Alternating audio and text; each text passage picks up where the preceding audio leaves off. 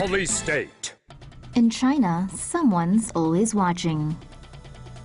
Facial recognition is popping up everywhere in China as the government looks to technology to keep constant track of its people and what they're up to. Chinese apartments equipped with keyless entry use cameras to scan and verify residents' faces. But although convenient, the technology is also being used by authorities to monitor individuals and identify alleged bad guys and persons of interest. The project, called Sharp Eyes, intends to connect public security cameras with those in private compounds and buildings to form a nationwide surveillance and data sharing network. Sharp Eyes' aim is to compile information on citizens, including criminal and medical records, travel and purchase history, and social media use, and link it to a face and identity card. Its name derives from a communist slogan and is linked to Chairman Mao's attempts to get citizens to spy on each other. Supposedly, the system can track suspicious behavior to help eliminate crime, which in China can be anything from homicide to speaking out against the government. Ultimately, the goal is for total surveillance, and in a country where being an ethnic minority or an activist can get you flagged, that prospect is frightening. Still want to live in China? All in the name of team spirit. A beauty salon in eastern China, in an odd attempt to motivate its employees, forced them to slap each other in the face at the company's annual banquet. According to China's Caijing magazine, the annual event in Nanchang, Jiangxi province was to celebrate Jinhua Yuan Beauty Salon's 14th anniversary. An employee said the bizarre practice was aimed at strengthening team spirit, and every year the boss plans something different for them to do.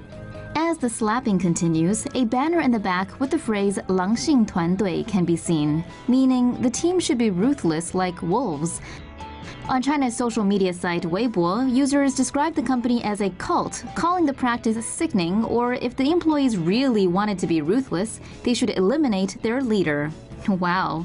What's next for the beauty salon? Kicking each other in their baby makers? Put in your suggestions in the comment section below.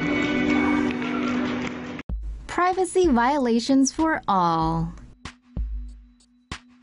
An international human rights organization has found that China is gathering DNA from a region in the far west that's home to a much oppressed ethnic minority. The Xinjiang Uyghur Autonomous Region is home to about 10 million Uyghurs, a Muslim Turkic group with a long history of discord with the mainland. As such, it's one of the most tightly controlled parts of China. According to Human Rights Watch, authorities in Xinjiang are now collecting DNA samples and biometric data from all residents aged 12 to 65. Police officers collect photos, fingerprints, household registration data, and iris scans during home visits or at designated collection points. Blood types and DNA are gathered through a government health exam called Physicals for All. Data is transmitted to a database and linked to the individual's national ID number. People originally from Xinjiang who have moved to other parts of China are also required to submit their information locally. Over 18 million people have participated in the physical as of November 2017.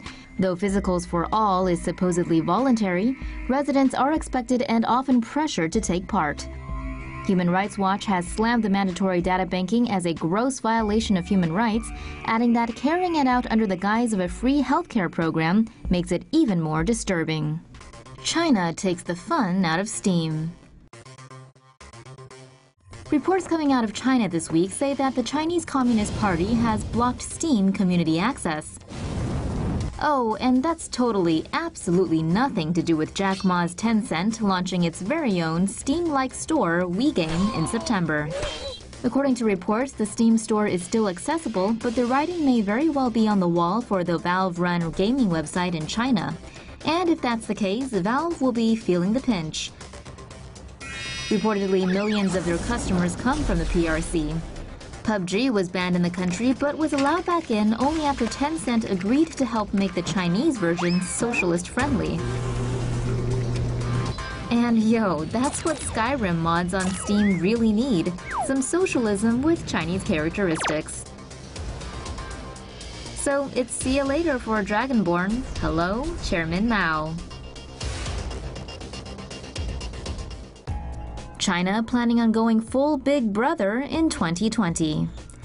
China is nothing if not innovative when it comes to finding ways to exert control over their people, and it looks like they're rolling out an entirely new way to spy on the public. Beijing plans to launch its social credit system nationwide by 2020 to rate the trustworthiness of 1.3 billion people by assigning each individual a score.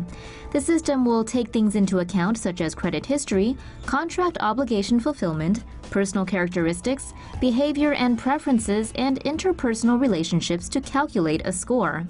Once the system becomes mandatory, people with low scores could be punished with slower internet speeds, be denied access to certain restaurants, nightclubs, or golf courses, and restricted from traveling. Scores will also affect an individual's rental applications, ability to secure insurance or a loan, as well as Social Security benefits. Only one question remains: why aren't you in China right now? China is watching. The world's most populous country is building its surveillance network and could soon be keeping a close eye on each and every one of their 1.3 billion citizens. Roughly 176 million AI-equipped surveillance cameras are currently installed all over China, with the number set to increase to 626 million by 2020. Citizens' ID profiles, social media photos, and other personal details are being filed in a database and connected to security cameras nationwide. The advanced surveillance system uses facial recognition technology to instantly identify the name, gender, and age of any pedestrian and the type and color of any vehicle. The same technology is being used by commercial and private institutions for financial dealings, keyless entry, and even to thwart toilet paper theft. The system can also scan faces and compare them with the police database, allowing authorities to locate and apprehend criminals at large. The network claims to boost safety and security and reduce crime, but has ironically been dubbed Skynet. Terminator, anyone? That Skynet ended up trying to exterminate humanity, but the Chinese version will probably be worse.